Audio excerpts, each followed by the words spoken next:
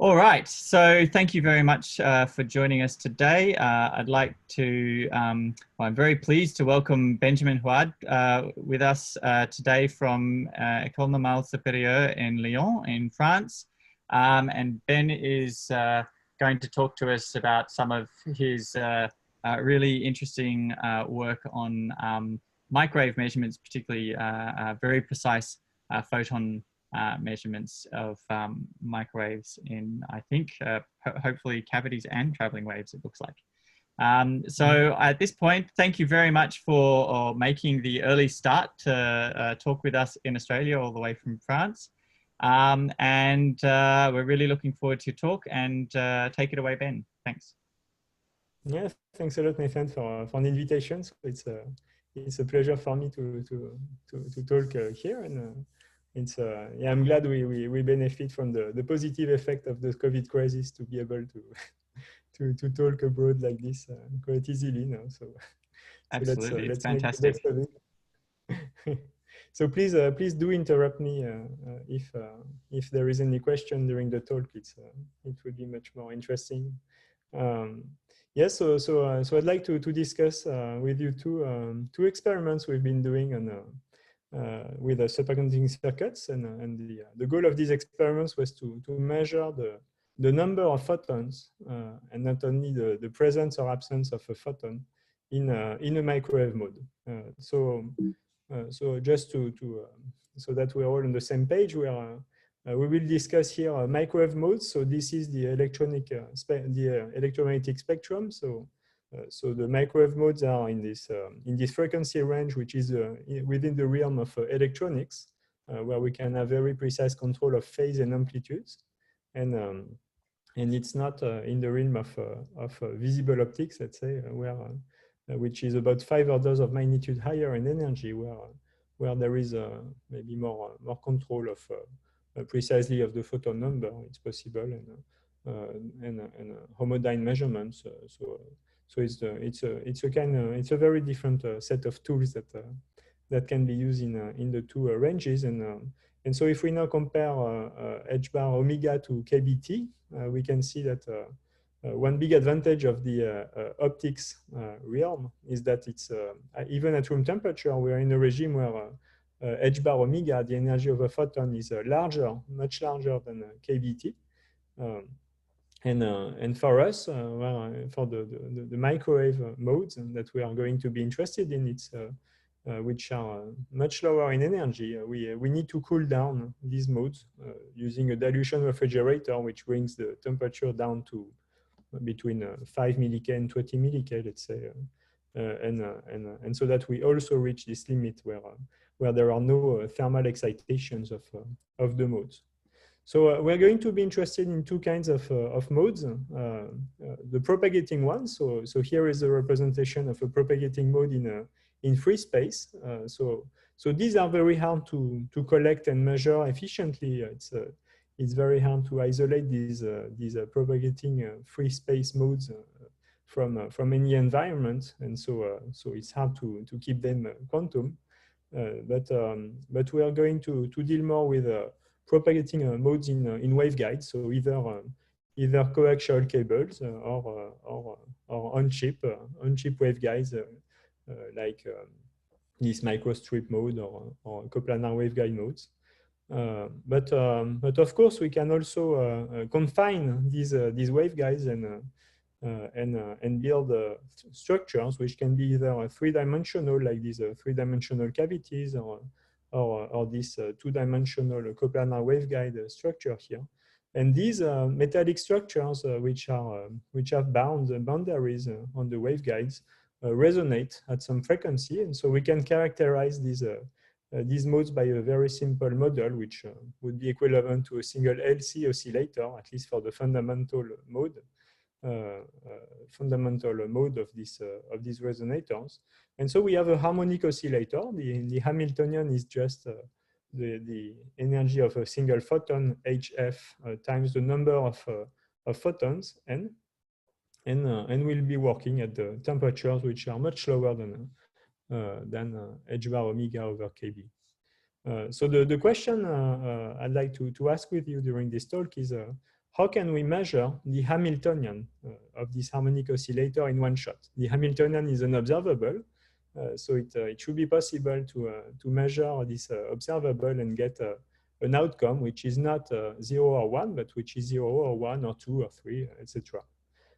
So how can we make this photo number resolve photo counter that can answer the question, what is the number of photons in one shot? So there have been a few works on this topic, and so one very common way to measure the number of photons in a harmonic oscillator like this is to couple this mode to a single qubit. So we can couple the mode to a single qubit in a dispersive manner. So in practice, if we do this with superconducting circuits in the way we do it, so we will couple this harmonic LC oscillator capacitively to, for instance, a trans-1 qubit, which is a single Josephson junction with its capacitor. And so here is a picture of a device where we have this storage mode. So it will be the harmonic oscillator in green, which is capacitively coupled to a Josephson junction, which is here. And here you can see a zoom in of the junction. And so when these, when the characteristic frequency, when the resonance frequencies of the mode of the harmonic oscillator and of the qubit differ enough. So here the storage mode is at 4.6 gigahertz and the qubit is at 3.8 gigahertz. When they differ enough, it's we enter this dispersive regime where the coupling Hamiltonian between the two simply reads some chi shift. So this is a frequency, which is here is 1.4 megahertz, times the product of the number of excitations in both the qubit and the resonator. And so the result of this dispersive coupling is that the qubit frequency now depends on the number of photons in the harmonic oscillator. So that if we drive the qubit at the frequency ft, so bare frequency of the qubit, minus chi times n, this will excite the qubit state only if n, the n we use here, is the right photon number in the resonator. And so this, with this protocol, we can so encode the number of, we can encode the answer to the question, are there n photons or not in the resonator, into the qubit state. And then we need to read out the qubit state in order to know whether or not there was ns photons. So, so to read out the qubit state, so what we can do is couple this trans-1 qubit to another resonator, which will be this time a readout resonator, which is itself dispersively coupled to the qubit. And now we can use the fact that you see this dispersive coupling is very symmetric with respect to a qubit or resonator. And so we use the fact now that the readout mode has a frequency that depends on the qubit state in order to read out the qubit state. So if we send a microwave close to the frequency of the readout mode, the phase shift upon reflection on the readout mode will tell us what is the state of the qubit. And since we have encoded again the answer to the question, are there n photons or not in the resonator, into the qubit state, we will read out the answer to that question. Okay, so so this is a typical experiment where we do this kind of measurement. So so this kind of experiments has been done in the community for the last decade. And so is here that you data, see. Ben? I'm is sorry? that data? Yes, this is data. Yeah, so here you see the color plot is data, and it corresponds to the dots here on the right figure. So so this is the probability.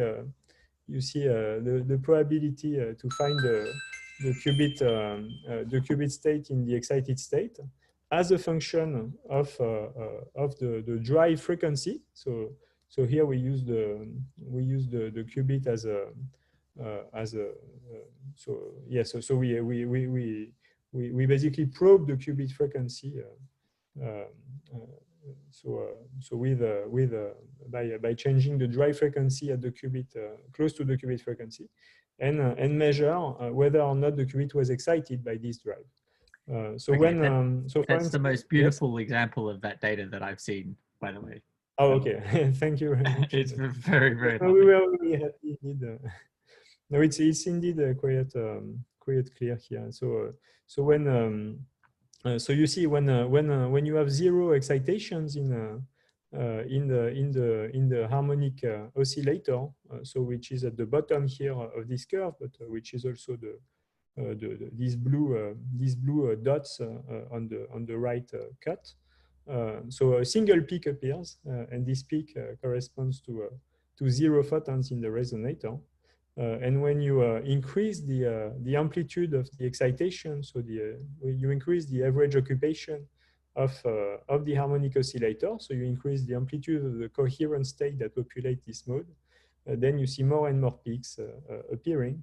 And indeed, you can see so if you're seeing this on the good screen, you will even resolve the eighth peak, so you can count between 0 and 8 photons with this curve. So if there were no dissipation, no Kerr effect, no parasitic effect at all, so this the weight distribution of these peaks would be a Poisson law, corresponding to the distribution of photon numbers in a coherent state. So here, because we are not, it's not an ideal measurement. There is some decay during the measurement and everything. So we had to use a Lindblad master equation to describe, to model this measurement, and this is the you see these are the solid lines. Okay, so up to now this is quite I would say standard for circuit QED, and so the point is that you see since we are using a qubit to ask what is the number of photons, the qubit state can only encode 1 bit of information. The maximum entropy is 1 bit, so we can only get in one shot a binary answer about the number of photons. So in the example we discussed earlier, we asked the question, is the number of photons equal to 3? And the qubit will answer yes or no.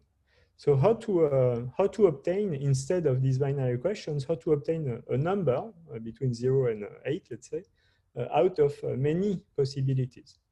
So this is still possible with a qubit state. So the answer is to ask a series of binary questions.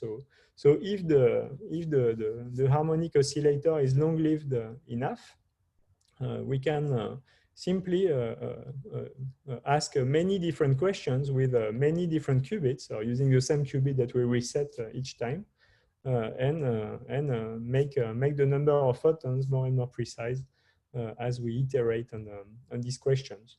So this was beautifully done in 2007 with Rydberg atoms going through a microwave cavity. So basically, each of these Rydberg atoms was a qubit which encoded a different question. And so in this open loop experiment first, they were able to collapse the wave function of this coherent state into a Fock state by asking these questions in series. And they later did an adaptative measurement where conditioned on the previous outcome, they would ask the optimal question to extract the most, the largest amount of information possible on the next question. And so this is what was done with Rydberg atom. And more recently, there has been some adaptative feedback to get directly the binary code of this number of photons. So this was done at Yale. So this with this paper by Wang et al. And I will show you that we did it also in our case using measurement-based feedback for a propagating mode. So indeed, the two topics I'd like to discuss with you during this this talk are are the following. So first, let's so we can ask whether or not it's possible to ask all these questions simultaneously. So it seems impossible if you have a qubit to ask more than a binary question, but we will see that in fact there is some room to jiggle around that, and in fact to do a simultaneous measurement of all these questions. So we will see in what sense. And then we will ask another topic, which is how to count the number of photons in a propagating mode. Okay, so first let's focus on the first question. And to answer how it's going to work, we'll make a detour on telecommunication. So basically, in telecommunication, so we have one sender, Alice, which is who wants to send a message to Bob. And so the message is constituted by a series of bits, let's say I0, I1, IN. And there is a finite bandwidth between in the communication channel between the two. And so one possibility to send this message is to use time division multiplexing, where first you send I0, then I1, then I2, etc., and then IN. But there is another possibility to send all of these bits simultaneously by using the bandwidth in a different manner, which is frequency division multiplexing, where Alice sends all the messages at once, but each bit takes a longer time to be sent. So overall, you see the total bandwidth over times the time product is conserved, but it's a very different kind of encoding. And so for quantum measurement, it's in fact possible to consider exactly the same duality. So Alice may have a series of questions, Q0, Q1, Qn, to ask to a quantum system. And so again, there is a finite bandwidth to ask this, to perform these measurements.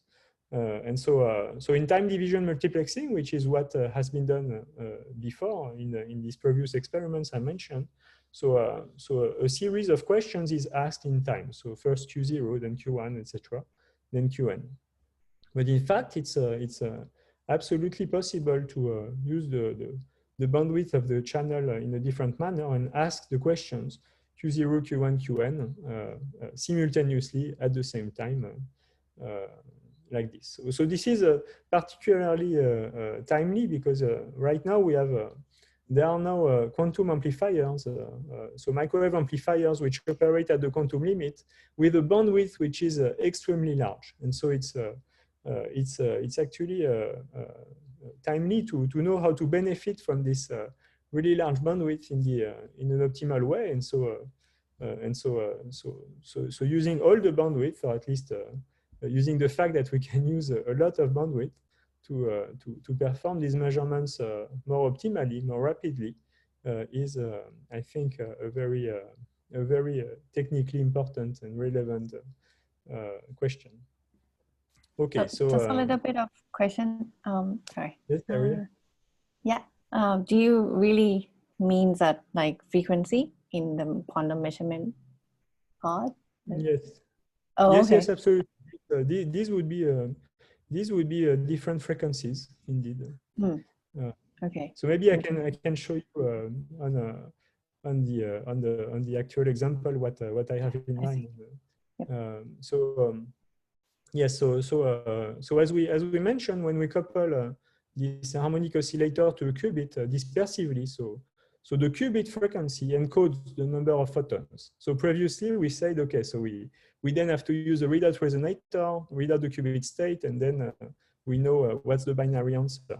But we can also do a very different thing. So here is a different, you see it's the same device. We have on the left, we still have the qubit we used earlier to do the conventional way of photon counting.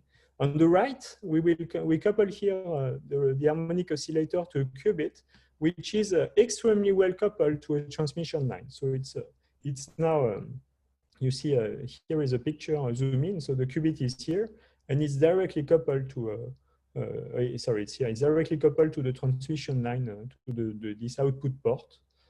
So that its lifetime is very small. Its lifetime is 50 nanosecond, which is to be compared to the lifetime of the harmonic oscillator of about 4 microseconds. So, so in fact, this qubit is coupled to the communication channel with a really wide bandwidth here. So what can we do? So let maybe show you first a Gedanken experiment to understand what we can do. So let's consider this harmonic oscillator coupled to a qubit, and the qubit is coupled to this outgoing transmission line. And let's imagine that we are very good experimentalists, and we can build such a setup with a frequency multiplexer. So these components actually exist, maybe not with such narrow bandwidth, but they exist. So where we can channel all the signal at a given frequency band, let's say Fs, the frequency of the qubit, the bare frequency of the qubit here. It will channel the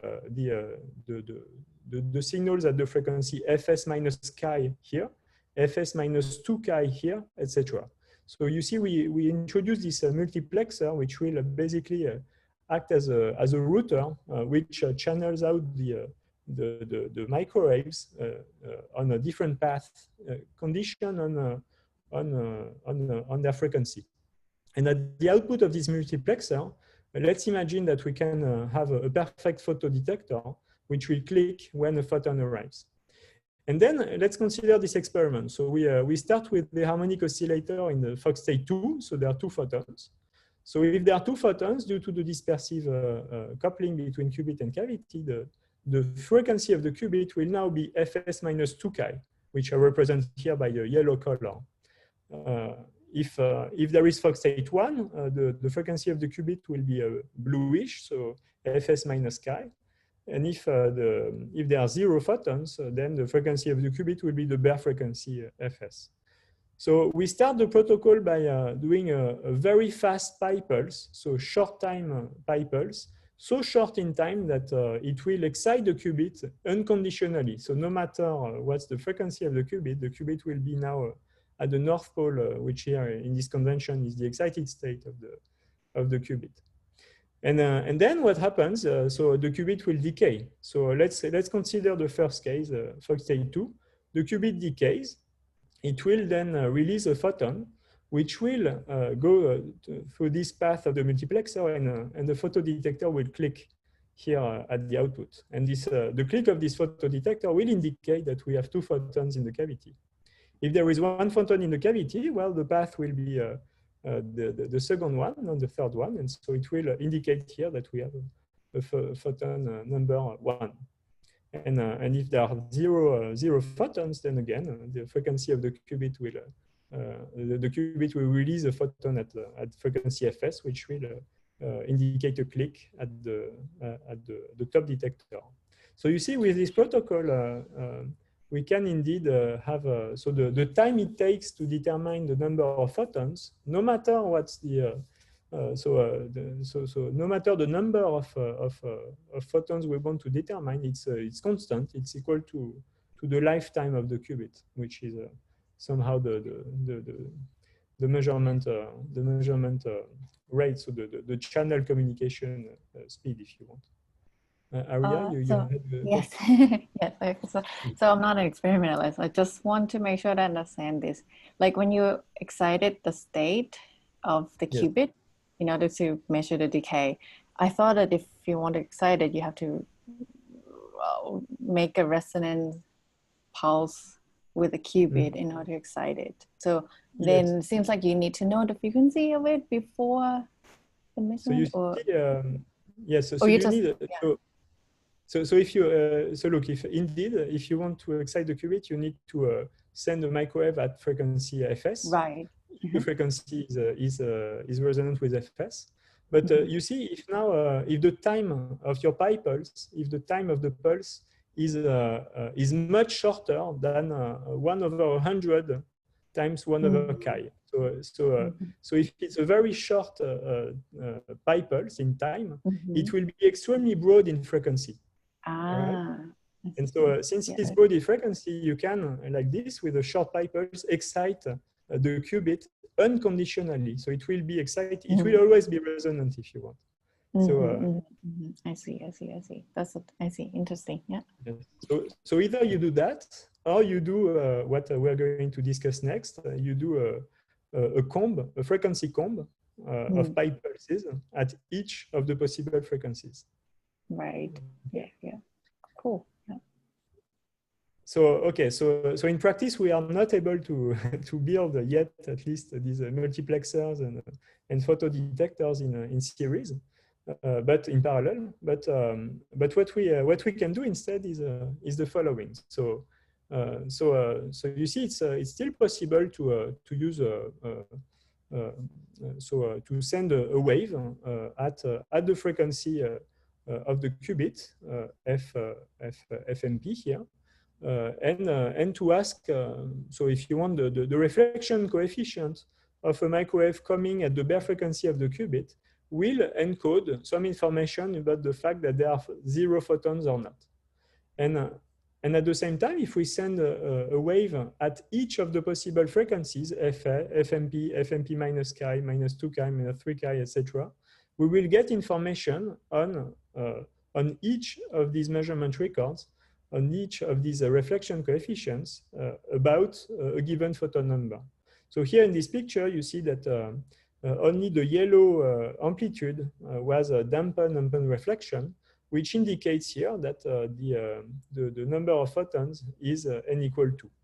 So if you want, by doing a direct driving and a reflection measurement on the qubit, it's possible to extract in one shot, so simultaneously at least, the number of photons of the resonator by extracting information about the frequency of the qubit. Okay, so here is how we do it in practice. So we will send a frequency, let's say a probe frequency first at a single frequency during 2 microseconds, and this probe signal will be reflected and amplified by quantum limited amplifiers, multiplied by cos 2 pi of f probe, and integrated so that we get the real part of the reflection coefficient at that frequency. Okay, and so if we do this experiment, which is actually something that was done recently in another context by the Steele group in the steady case. So we get these measurements. So here I plot. So maybe let's talk first about the cuts. So here each line, each color of dots represents the reflection coefficient as a function of the probe frequency. So right now we are sending just one tone at a time, right? So it's not a frequency comb yet. So we are sending as a function of probe frequency, we're measuring the reflection coefficient, and each color corresponds to a different occupation, average occupation of the resonator. So the first one, this blue one, corresponds to just thermal occupation, which is very small. So we have a single peak. And then as we increase the amplitude of the coherent state, we have more and more peaks that develop. And so it looks very much like what we discussed earlier with the other technique, right? You see that it is possible, indeed, using direct reflection coefficient on the qubit state to infer what is the number of photons in the cavity. If we compare, and so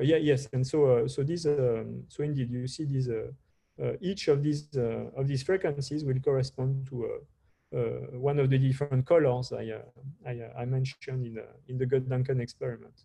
So if we compare the two techniques, so for now with a single frequency peak, right, at the frequency f probe, you see that indeed both the standard technique and this direct reflection technique can determine the photon number. In fact, it's I would argue that we have even more contrast with this new technique than with the former to determine the number of photons. So the first ingredient is this one. So we can totally bypass this readout resonator and look directly at the color of the qubit if you want to infer the photon number. But the second ingredient is that because we bypass this readout, so we don't use the state of the qubit, but just its color, it's possible to look at all the colors simultaneously. And so this experiment that I'm going to discuss now is where we send a frequency comb at all the frequencies, all these relevant frequencies, and measure simultaneously at all, we demodulate at all the possible frequencies simultaneously. And so if we do that, this is what we obtain. So here is, if you want, this is the depth of the dip in reflection coefficient as a function of the average number of photons in the resonator, and the various colors correspond to the outcome of the measurement at frequency of the qubit, minus chi, minus 2 chi, minus 3 chi, each indicating a given number of photons. And so you see that, and these points, these dots here, were obtained simultaneously. And so if we look at what we expected from the Poisson law and from what we know of the reflection coefficient of a qubit that is driven, we get this model here, these theoretical predictions, and you see that it fits quite well what we have measured. So I would argue that this is the first multiplexed quantum measurement. So it's indeed, yeah, we are really happy to see this working. Okay, so this is now proof that this technique can work.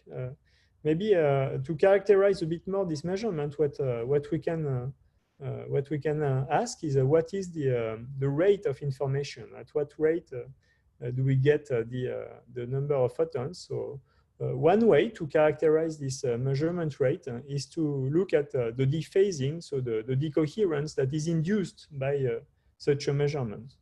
And so what we'd like to do is look at the equivalent for a qubit of Ramsey oscillations, but for a resonator. So how can we do that? How can we characterize the decoherence rate that is induced by a measurement on a resonator?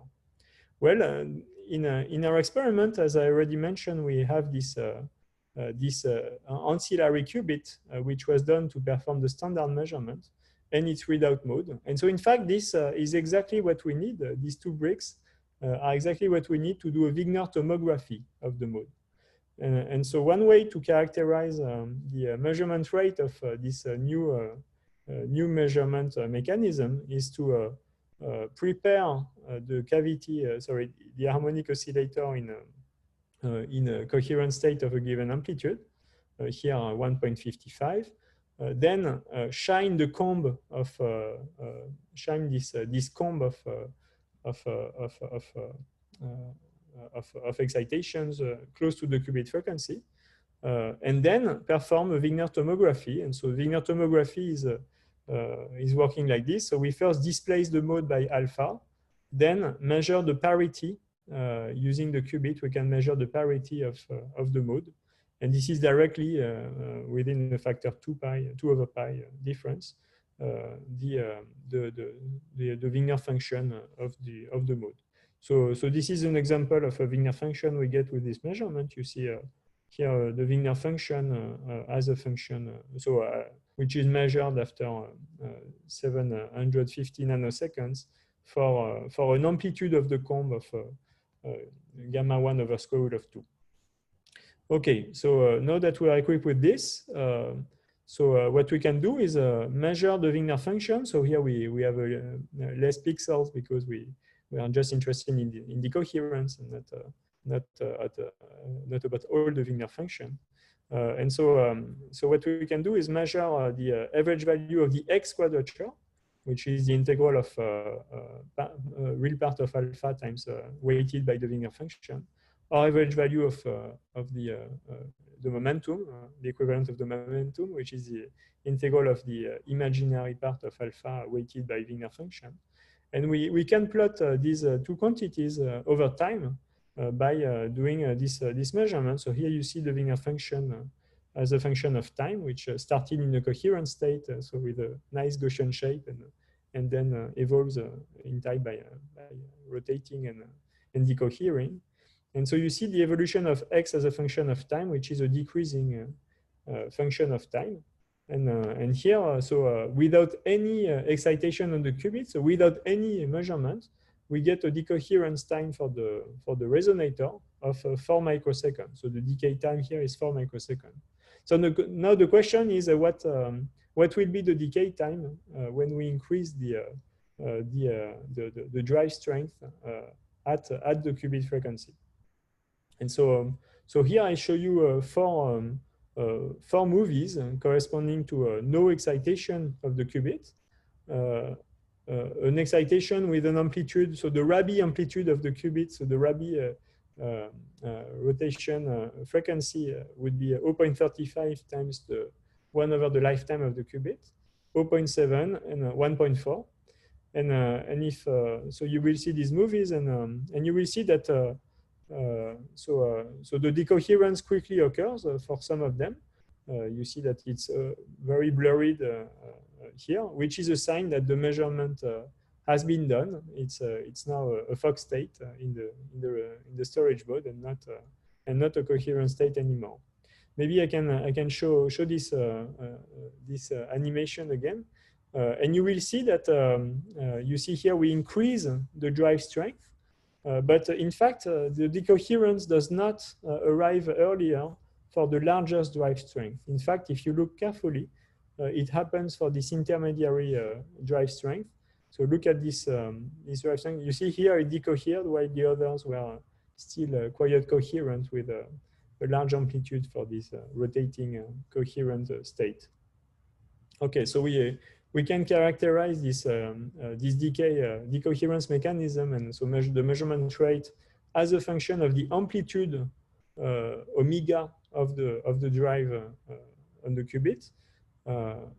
So normalized here by chi, and you see that there is indeed a maximum. So it's there's an optimum of measurement strength which occurs at chi over 2. And in fact, we understand this now quite well by because it's due to the fact that we drive with a comb, and driving with a comb where each of the frequency peaks is separated by chi corresponds to doing in time to doing kicks of the qubit every 1 over chi time steps, and so on the blocks here, if you want, this point at chi over 2 is the maximal excursion of the qubit trajectory. So each 1 over chi, the comb will rotate the qubit by pi, and so this is the maximal signal you can extract from the qubit to know its resonance frequency. Okay, so to sum up this part on multiplexing measurements, so we showed that indeed we can quite efficiently measure the photon number using fluorescence, so the direct measurement of the qubit frequency. We characterize the measurement strength using Wigner tomography, and I didn't show it, but we have also nice results on the density matrix coefficients as a function of times. And we can do, so we show that we can do a multiplex readout. So what we are currently doing on these thematics in my group is to realize a single shot multiplex readout, because right now this the quantum efficiency and the lifetime of the resonator were not enough to realize a single shot determination of the photon number from 0 to 8, and so we have a new experiment coming where we hope to reach single shotness. Okay, so the second big topic I wanted to discuss is how to count the number of photons in a propagating mode. So up to now, we have just discussed stationary modes, but of course, propagating modes are also the basis of many very interesting quantum information protocols, and so detecting photon numbers in propagating modes has been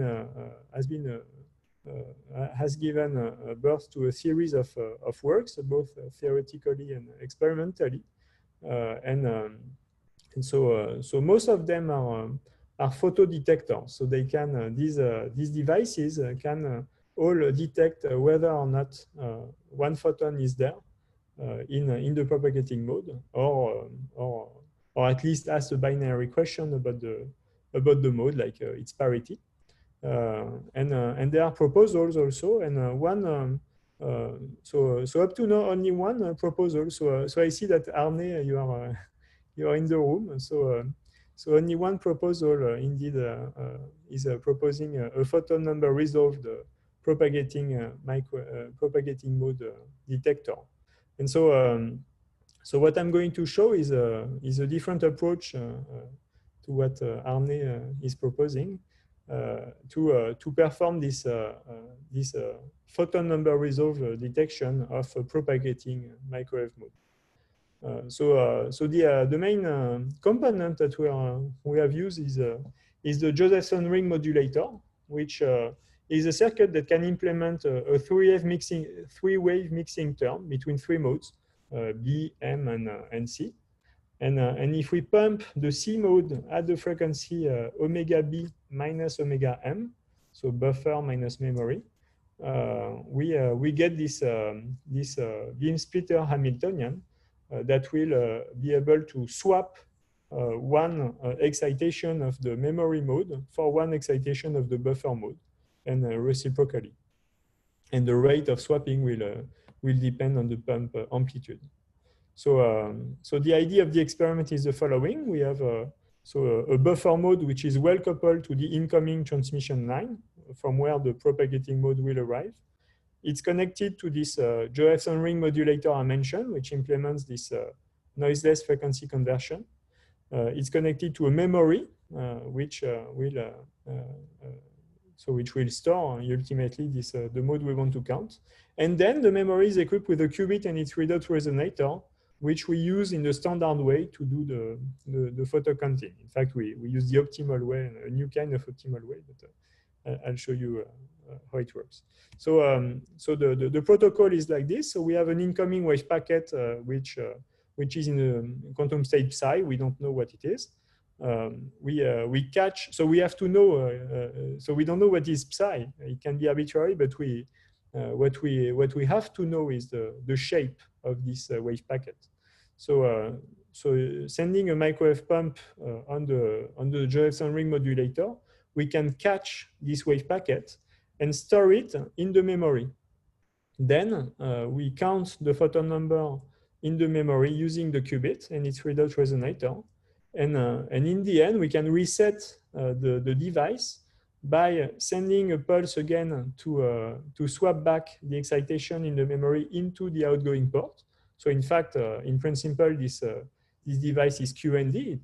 It can release the quantum state that was in the memory into a propagating line again. So it's really in the end, well, we haven't proved that it's QND, but it's on paper a QND device that can count the photon number in a propagating wave packet. And we can also reset the qubit using a measurement-based feedback. Okay, so here is the picture of the device. So the memory mode is this blue, very long coplanar waveguide. It's coupled to a transfer qubit, which is here in green. The readout resonator of the transfer qubit is in gray here. And the incoming port is at the top here of this orange port, and the buffer mode is this orange lambda over 2 coplanar waveguide resonator. The Josephson ring modulator, there is a close-up here. It sits at the crossing in the middle of both the memory and the buffer mode.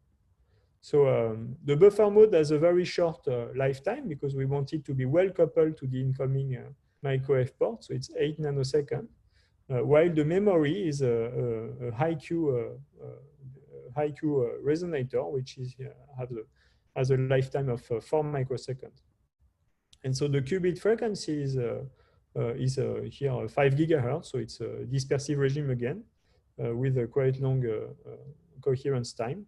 And so the photon number dispersive shift is 3 megahertz between the qubit and the memory. Okay, so the first thing we need to know, as I mentioned, is the shape of the wave packet that is sent.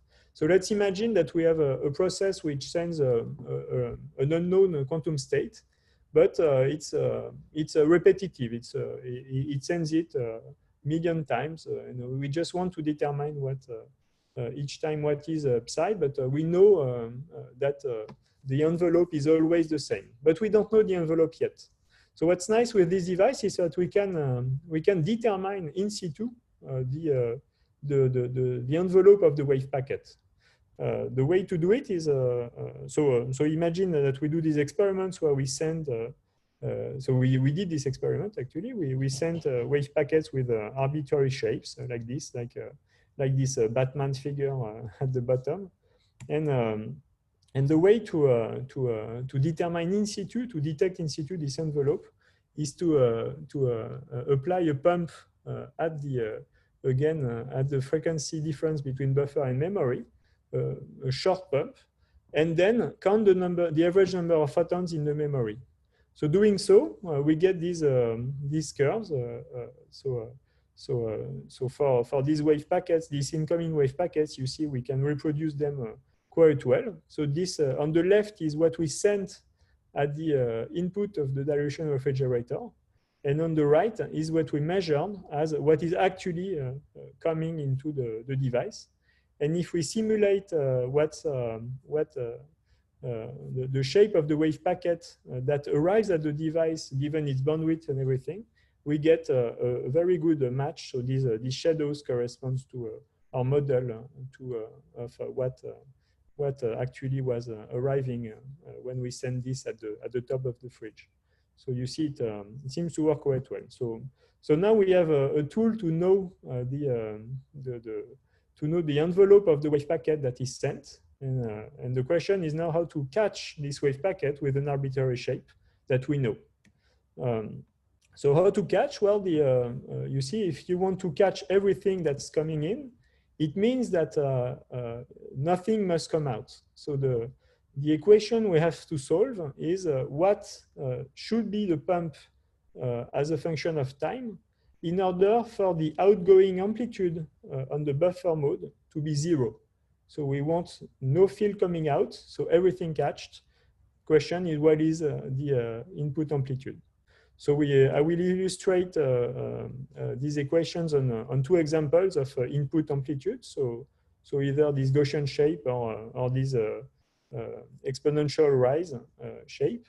And if we solve the Langevin equation and using a flat output theory, we can and the input-output theory, we can solve these equations and find the optimal input power for the pump, input amplitude for the pump.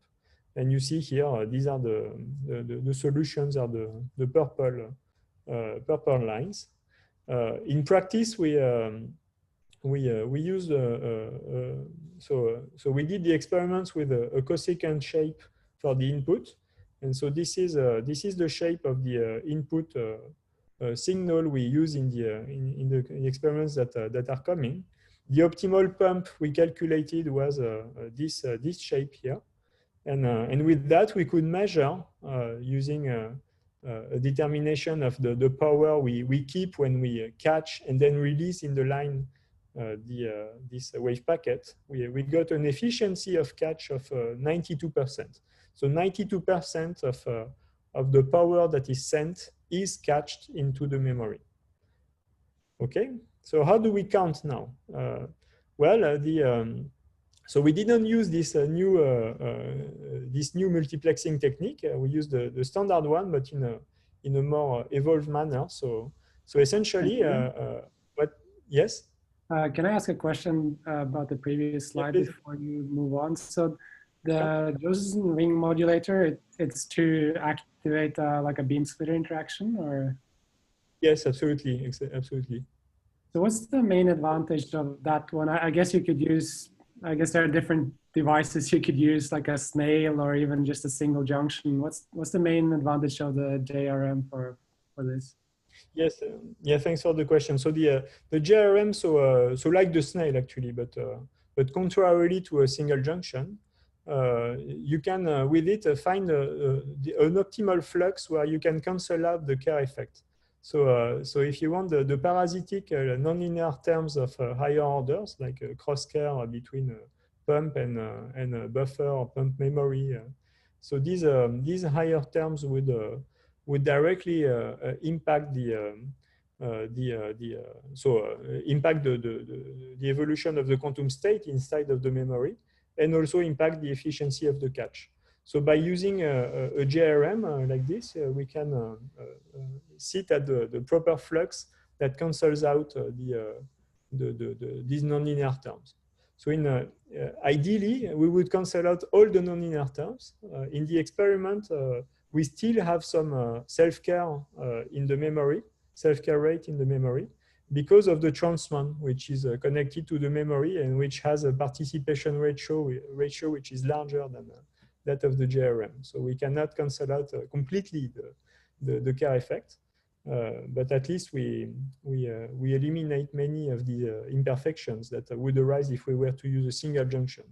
So with the snail, as you mentioned, indeed, we could very likely reach a similar cancellation, although I'm not sure. It would not be exactly the same maybe balance, but I'm sure using, for instance, a JRM made of snails instead of junction would be ideal, for instance.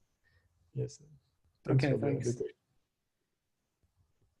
Okay, so let's see how to kind of optimally read out the photon number in this resonator if we don't use multiplexing. So we can use, in fact, this binary decomposition of the photon number. So let's write the photon number n in binary shape, in binary basis, right? So we write it un minus 1, etc. So this is a binary code, and here I call nk the last nk most least significant bits. And so we can write this iterative equation to determine the next bit uk, if you know already all the least significant ones. You can determine uk by calculating the number n minus nk minus 1 mod 2k. And so this is exactly what we did, but with a quantum system. So let's see. So you see the protocol that we need to implement using the transmon qubit and the memory is say that iteratively for each k we will calculate uk as n mod k, and then we remove one bit.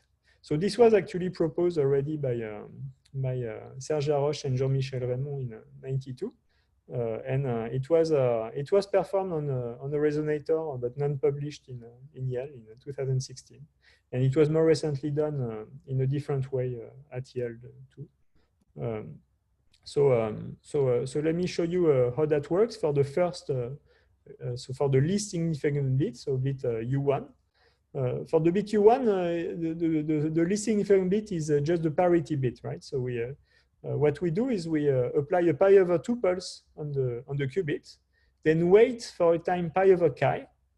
And if we wait for a time pi over chi, due to the dispersive coupling, on the equator, you see of the Bloch sphere, the Bloch vector will do an integer number of turns if the number of photons is even, and a half integer if it's odd. So that if we apply then another pi over 2 pulse with the same phase, we end up on the North Pole or South Pole, conditioned on the parity of the photon number. So this is how we get U1. Then iteratively, we can get the question QK will ask what is the bit number K. And the way it works is, again, we apply a pi over 2 pulse with now a phase that depends, that is conditioned on the former bits we have measured. So we need a measurement-based feedback. Then we wait for a time 2 pi over 2 power k chi. And this will encode this bit UK on two orthogonal states of the Bloch sphere.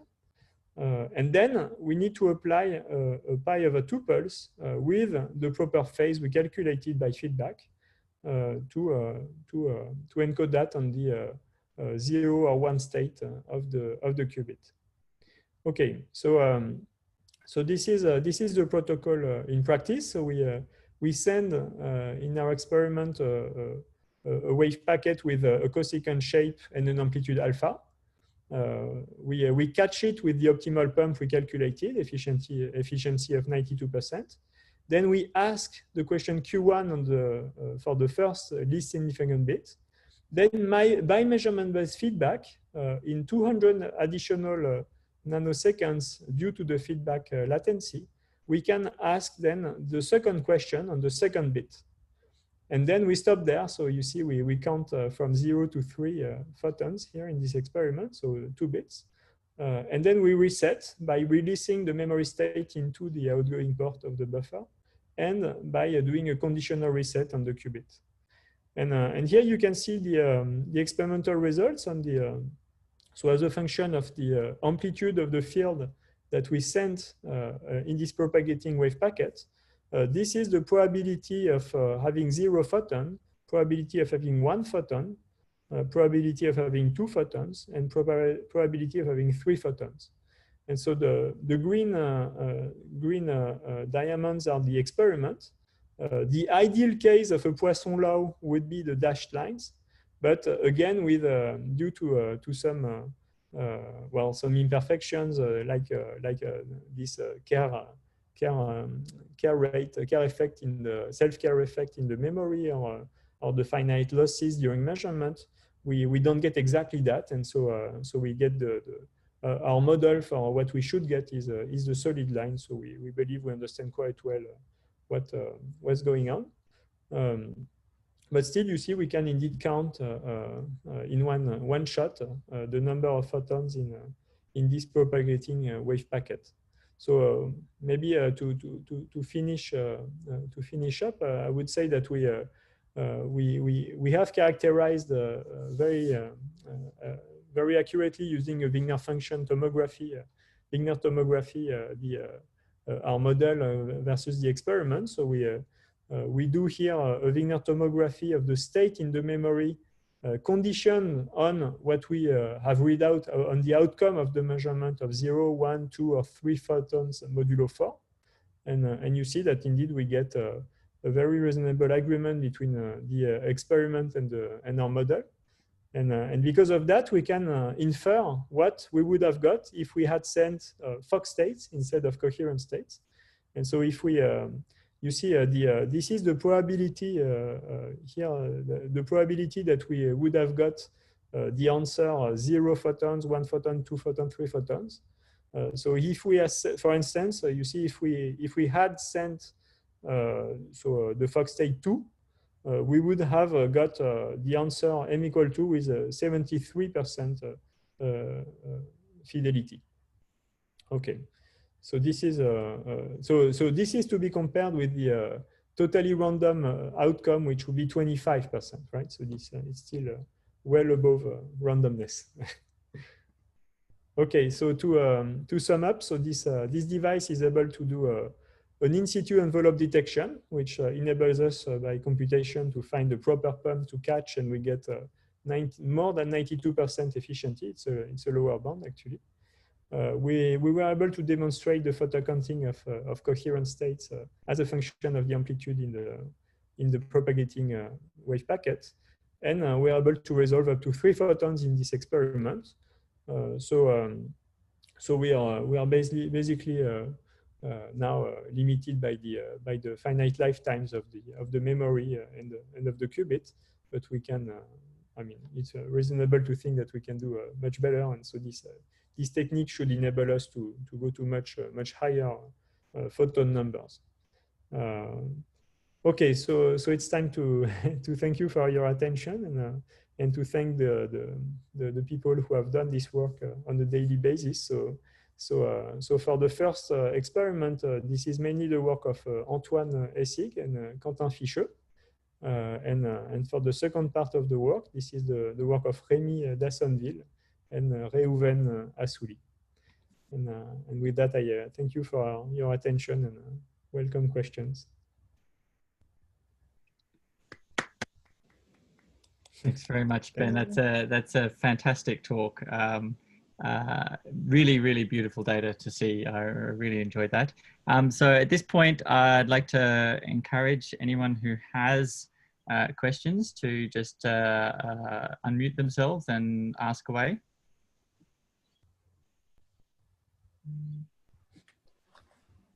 Okay, and if I can't see anyone, Aria, do you have a question, or do you just? I do. Well, I mean, I'm just like waiting for other people to ask questions too.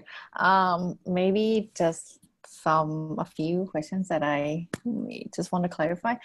First one is, is it possible to measure a real like flying microwave photon? And then what's the point of like having the memory? Is that because the microwave photon fly too fast and that's why you have to like catch it in order to measure it?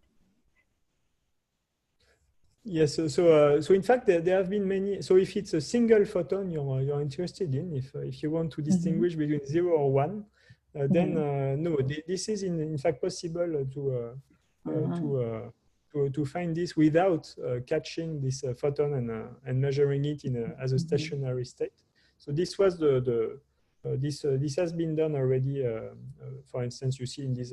So the first experiment that was done with this is already about 10 years old. It was done in the McDermott group. But you see there are now many interesting devices. So either using transmons in cavities or a work which I find very beautiful is one that uses reservoir-based engineering to encode this 0 or 1 presence in a propagating mode into a qubit state. And so this was done in Paris by the group by Raphaël Lescan, Emmanuel Flurin, Zaki Lerdas, and Samuel Deluise.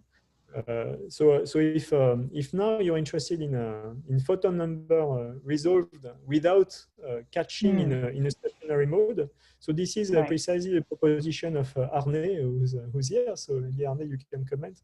But here indeed the idea is to send that into a mode which is coupled to a nonlinear chain, 2PA essentially, if I remember well, and indeed. But as you mentioned, Aria, indeed, you need time to couple to this wave packet in order to be able to extract information on it, right? So in the case of Arne, it is with a long device, a long chain of nonlinear elements that you can perform this kind of. You have enough time to couple, right? But in our case, So it's just like with just resolving either 1 or 0, then you don't need a memory. This is more like to resolve what is the end in that pulse. Yes. Right. Yeah. Yes. Okay, in our case, indeed, it's exactly we wanted ample time to measure the photon number, so we use the delay. And okay, I see. So maybe like the last one is like, why is it limited to 3 photons? Like, can you explain more like intuition? Yes. So basically, we are currently limited by. So do I have? Yes. So essentially, as I mentioned on this slide, it's we are mainly limited right now by the qubit and memory lifetime. So if you want. After the second question, our cavity had already decayed quite substantially. So then you cannot. You see, if the cavity decays, you lose, of course, you lose the photon numbers you wanted to know in the first place. So it's really a matter of a matter of improving the qubit and memory lifetimes in this device. So you see, I can't say we hold any record. So here the lifetime of the memory was only 4 microseconds. So if we go to 3D cavities, we can win a factor 1,000. So you see, it's not. So we could clearly improve a lot those maximal number of photons. Right, but then I don't see why T, like the decoherence sum, is related to the number of photons that you can resolve. Okay, so maybe let's look at the protocol. You see here so here it's a time series, right? It's not like the first part of the talk. It's not multiplexed. We first ask what is the least significant bit, then the second least significant bit, etc. So you see each of these questions takes a finite time. So we basically at each time step get more and more probability that the cavity has decayed between the questions.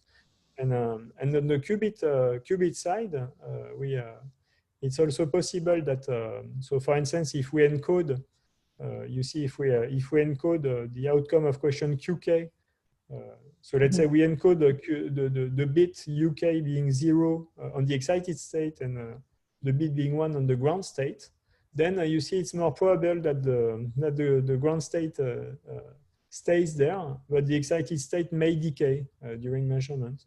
And so then we will get also a false answer. Can I maybe ask, yes? If you include the total time of the measurement and stuff there, what's the total duration of the protocol between the catch and the reset? Yeah, that's a good question. I think in this particular, it was below 1 microsec, I would say, but I'm not. But already that's a significant fraction of the decay time.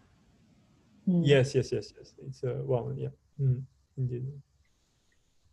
Yes. Arnie, I think, has a question. Arnie, would you like to unmute yourself and ask?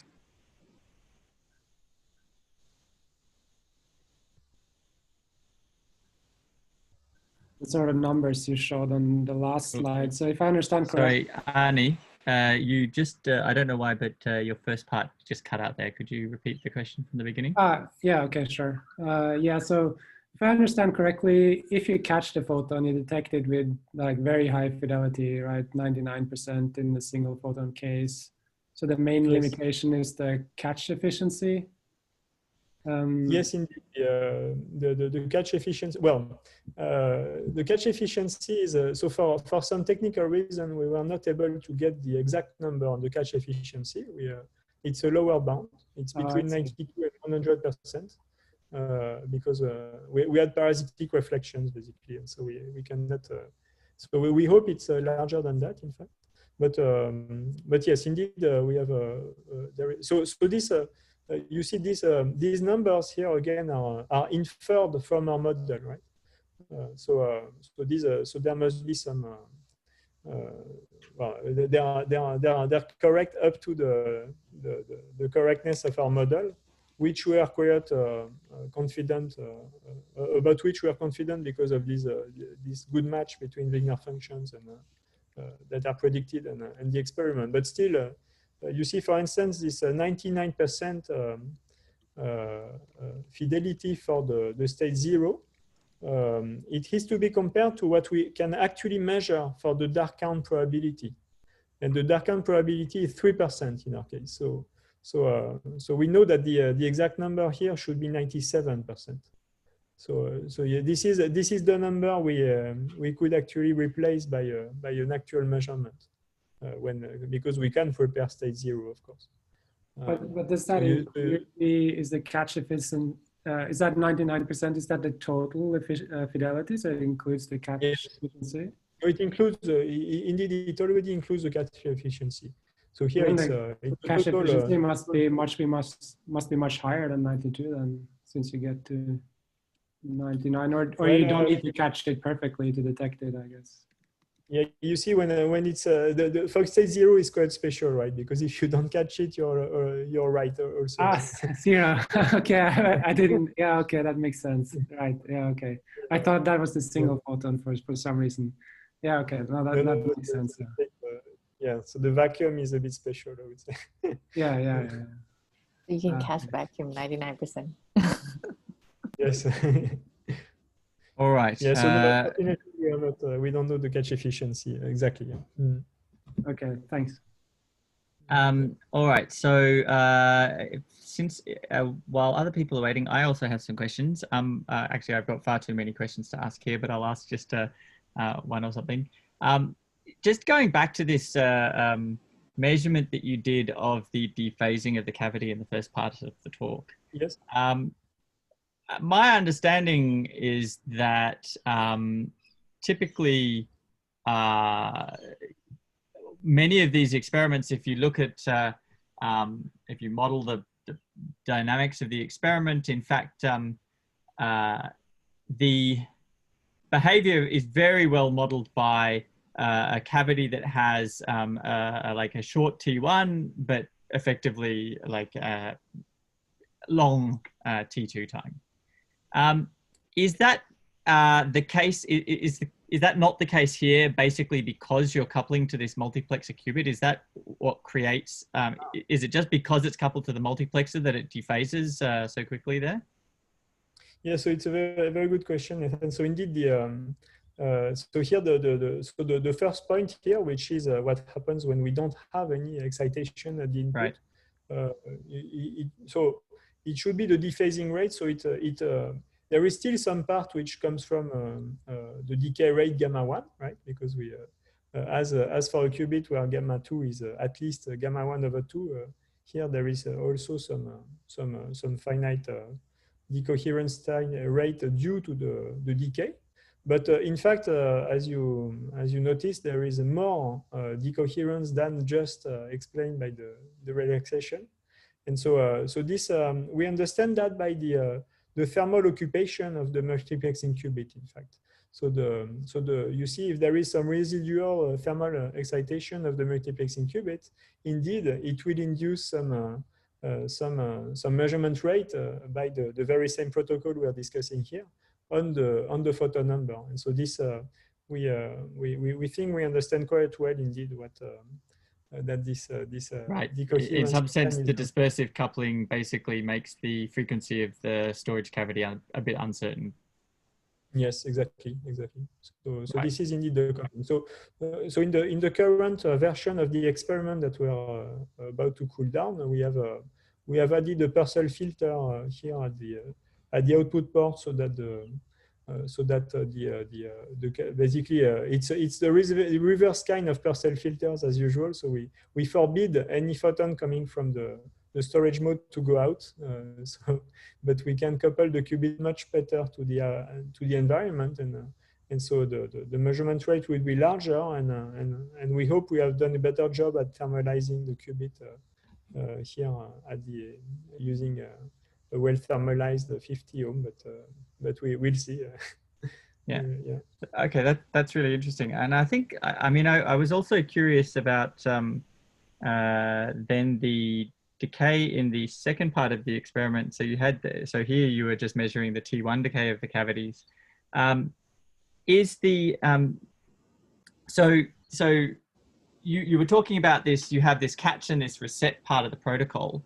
How do you have like what's the overall efficiency of resetting in this scenario, and what's the consequence of, like, because I'm guessing, for example, decay is going to affect that, and what's the consequence of not resetting with 100%? Okay, so you're talking about the reset of the resonator here? Yeah, yeah, exactly. Okay, so this part is actually very very good. Yes. So let's see. So we no. So if the reset was bad indeed, it would well, how bad would it be? So we basically have a lot of. So let me see if I have spare slides. this topic, because we have measured very precisely the number of photons in 3 ways actually after reset. Let's see if this answers the question. So we have yes, so we have maybe I will not enter into details, but we have three different ways of measuring the average number of photons after reset, and so here is so we reset and then input some power on the memory, and you see at the bottom here we are well, it's not very precise on this graph, but yeah, I can assure you that the residual number of excitation after reset is extremely small. Maybe what. And is that just because even if the cavity decays, the shape of the wave packet is somehow constant or the same? Oh yes, so if indeed if you want to reset so basically you don't care about the envelope of the outgoing wave packet. So if you want I see, yes. So you can just turn on the pump and just let it shine wherever into the transmission right. Yes, line. Of course.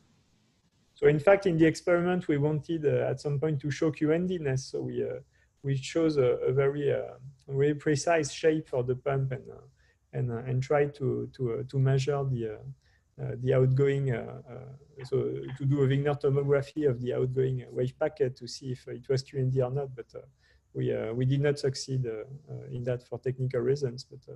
But if you just want to reset, it's very simple. Right, of course. And just the one last question on that topic, in terms of the, when you were looking at these different, I mean, I guess this is quite a technical question, but if you were looking at the different shapes of the wave packets, you mentioned that what you measured as the shape of the wave packet was quite well matched to what you expected to get at the bottom of the fridge. Was that already taking into consideration, the usual sorts of flux pulse? Well, I guess this is not flux pulse, this is microwave pulse, but the usual sorts of compensations, or is this literally you just didn't bother doing any compensations? What was on the left was exactly what you set down, and this is basically a description of the compensation. Yes, so indeed we did not use any compensation here in the model, but look at maybe at the scale here so this is 800 nanoseconds, right? So in fact it's quite slow, and so we are entirely dominated here by the finite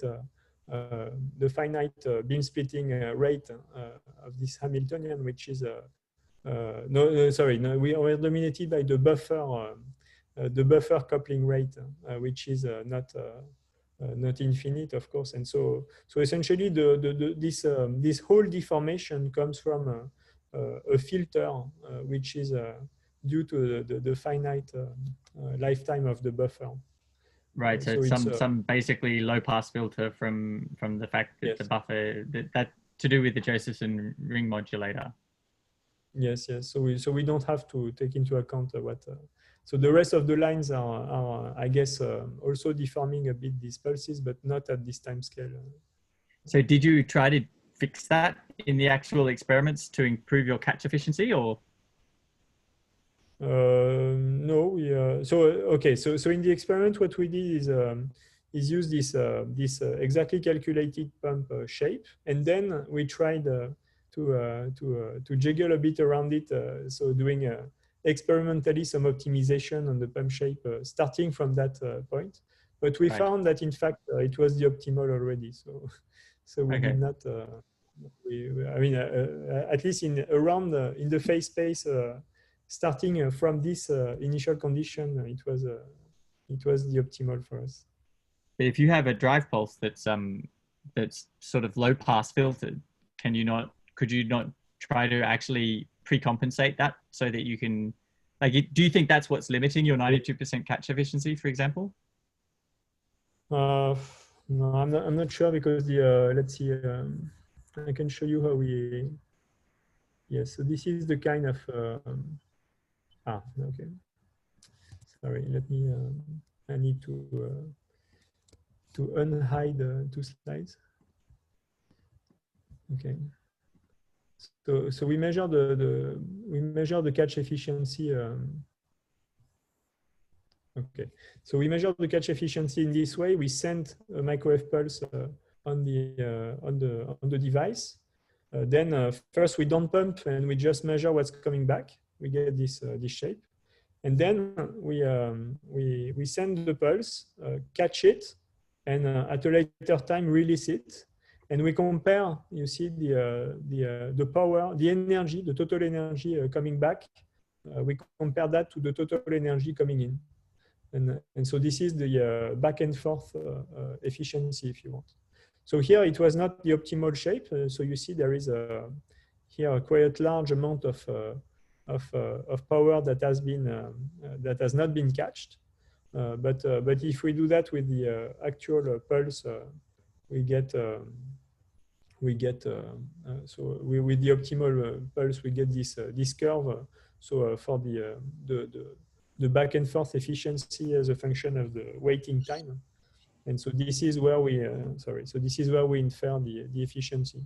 So I think if we so once we have chosen a given input, once we have chosen a given input wave packet, then if we optimize the pump shape, it should be able to catch whatever the actual wave packet that's coming in actually is. You see, so starting from the proper pump shape, if we jiggle a bit around it, I think we cannot do better, and it's okay if the actual buffer shape is not exactly this one, because we would have tuned a bit the pump to match what it is, no matter.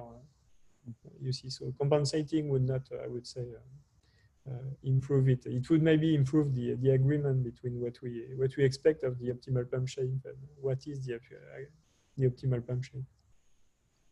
All right. Well, look, there are many questions one could ask. It's as I said, it was a really great talk, and thanks for the good discussion afterwards. But I'd just like to thank you again on behalf of everyone, and thanks very much for waking up early and coming to give us our talk over the other side of the world. We really appreciate it, and it was a great talk to see. So thanks very much, Ben. Thanks a lot. Thanks really good talk. Yes. Thanks a lot. All right, okay. And having paused dramatically for effect again, yet are you really sure that wouldn't, like, I would think that if there's a low pass filter, you wouldn't necessarily just find that by jiggling. If you did a pre-compensation, it would really change, like it would make it more asymmetric. Yes. So, I mean, you could basically undo it, right? You could just put yes. You could, what you're saying is that what would arrive at the device would be exactly the shape you wanted. Yeah. Right. But yes, I fully agree. But then in the end, in order to catch whatever arrives at the device, we need to find the pump that catches this. So I would say that okay, it's but not really important. Yeah. So sorry. So this is sorry. That wasn't the Josephson ring modulator finite bandwidth. That was the finite bandwidth of the buffer. Yeah. Exactly. So this is you see, it's this is what the finite bandwidth here. This is what limits us. So this 8 nanosecond. Okay, so I said the wrong thing then. So we so I don't think we can really fight against this one. It's we can open the buffer more, but yeah. But once it gets inside I mean, the way I guess the way I would have seen this is that somehow the buffer is kind of, that you get some sort of like adiabatic passage type coupling through the buffer. So the buffer's a cavity, in principle, it only accepts a reverse exponential decay. And so what you basically have to modulate that by changing the way that the buffer couples through to the next thing. Yes, yes.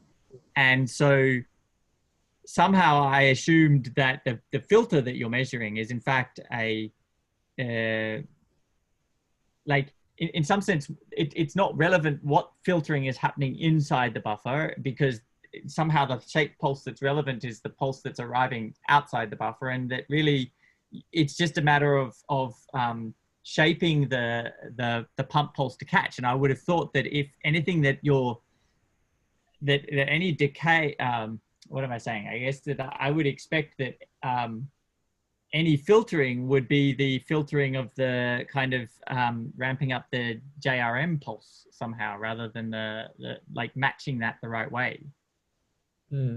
So yes, so I think that so you see the bandwidth of the JRM pump is extremely large, because it's basically so when we yes, so this pump P of T that we shape, Mm-hmm. it reacts at a speed which is essentially the detuning between the pump frequency and omega C, which is very large. It's we drive the pump really off resonance, far from resonance to the mode omega C. So the JRM pump it reacts extremely fast compared to the other time scales, but however It's still a microwave signal, right? The pump. Yeah, it is a microwave signal. But I would say it's 1 gigahertz about of bandwidth, you see. So it's maybe it's something to do with. I mean, maybe it's something to do with how you do the measurements of the.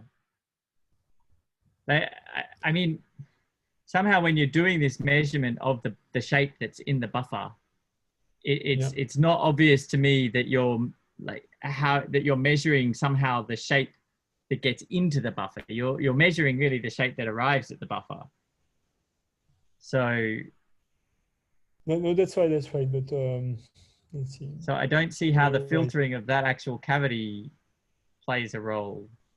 So the okay. So maybe something I should stress is that the maximal rate at which let's say we eliminate adiabatically the buffer. So the buffer is now completely fictitious, and we have let's say a JRM which is coupling an incoming line into the memory at a rate which can be tuned in time. So then if we do this model, the maximal coupling rate between the input line and the memory in this effective model is kappa buffer over 2. So there is still some, you see, intrinsic limit in the conversion rate. Really, it's basically, it's somehow, it's the fact that no matter what you do, the buffer still requires kappa time to build up, and the way you make the way you make the catch perfect is if you basically build it up, but then you chop off the other side so that the tail end, so you can make the tail end go slower than the sharp exponential. But if you try to move too fast at the beginning, then you're just going to have stuff reflect before you can build up power inside the buffer. Yes. So yes. Your pump doesn't start to play a role until after the power has already started to build up inside the cavity there. Yes, I think that's right. Okay, I see. Yeah. Okay, so I see how that. So up to a certain point, within a certain amount, you can eliminate the buffer and just ignore it. But you're stuck with a restriction that you can't go faster maximum than somehow the buffer build up time. Yeah. Yes, okay. Yes, exactly. No, indeed, there is, I guess, some intrinsic limit in this. And so is this pulse shape that you were using in the measurement, was the bandwidth chosen to be larger than the bandwidth of the buffer deliberately? Yes, yes. You see here so we use 75 nanoseconds for the bandwidth of this pulse here for the duration of this pulse, but and the buffer is 8 nanoseconds. So was what? Sorry. So it's the buffer lifetime is 8 nanoseconds. So it's right. Okay. So since we are limited to kappa b over 2, so it's 16 nanosecond the limitation. So in fact, this is indeed. Do you think that okay, so you've got a factor of your buffer frequency is like a factor of 10 or a factor of 8 or something like that below the bandwidth of that pulse. Is it? I mean, it's probably exponentially suppressed in that fraction. So it couldn't explain 92%. Then is that right? It could only explain like a percent, right. 1 or 2%. Is that right? Yes, I think indeed it's the other. Yeah, it's more. Yeah, a couple of percent indeed. Yeah, not more. I would say. No, these. Okay. No, I think the 92% is purely bad luck. If you want, it's we had it's really a lower bound because we. The thing is that we so at the input of the buffer we had a directional coupler where we so if you want, a part of the incoming signal was directly reflected back to the measurement to the amplifiers, and so basically we have this parasitic reflection. So we have two paths so basically, and that's so close together that you can't distinguish it. Yeah. So we warmed up and characterized if you want this parasitic path in a separate experiment, and this is how we could show that we have at least 92% efficiency, but we could not get a precise number. If we didn't have this parasitic term, I'm sure, I guess eta would be much closer to 98%. But right. Okay. Well. Okay. So there was in fact there was a completely different and completely in some sense important but boring technical issue that you didn't even mention, that was the limiting the 92%. Absolutely. Yeah. All right. Well, look, thanks very much. It was a great talk. I really enjoyed that. Really beautiful stuff. I always love watching your talks anyway. So it was great to see you, and I hope all goes well. Please pass on my regards to Daniel Sambati, if he's still there. And also, I guess Audrey came and spoke a couple of months ago. That was great too. So say hi to Audrey for me. But yeah, it's really great, and we'll keep in touch. Hopefully we'll talk to you again soon. All right. Thanks a lot, Nathan. Thanks very much. We'll send you the details when the YouTube link is up. Okay, cool. Thanks. Bye-bye. Right. Bye.